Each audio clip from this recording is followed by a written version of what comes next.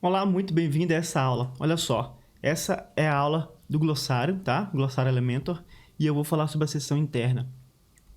Se você souber o que é uma seção, você já sabe que uma seção interna nada mais é do que uma seção dentro de uma coluna, tá? Olha só, eu vou criar uma seção aqui, vou colocar uma seção com duas colunas, tá?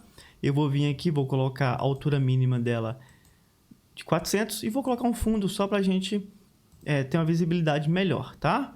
Eu vou colocar aqui esse rosa, sei lá, tô cansado de tanto rosa. Esse amarelo, esse vermelhozinho, pronto. Olha só, aqui, opa, eu vou colocar esse F1, F2, F6 bem clarinho, pronto. Você tá vendo que tem uma coluna e tem outra coluna, né? Quando que eu uso esse widget seção interna? Você vai usar ele quando você quiser colocar 3 itens, só que na mesma linha. Por exemplo, na mesma linha não, em linhas diferentes. Porque essa coluna, ela só vai ficar lado a lado com outras colunas. Ela não fica uma coluna debaixo da outra.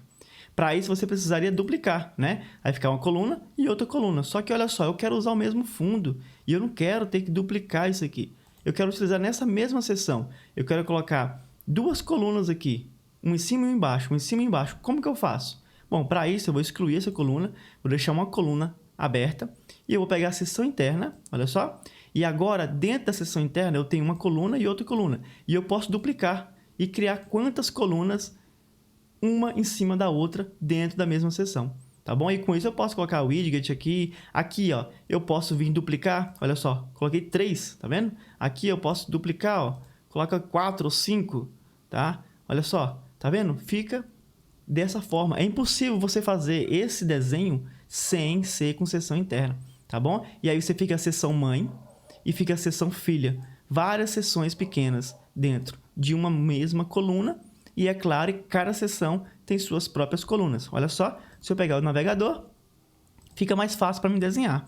Ó, nós temos uma seção apenas nessa página. E essa seção mãe, tá vendo que está marcado com azul?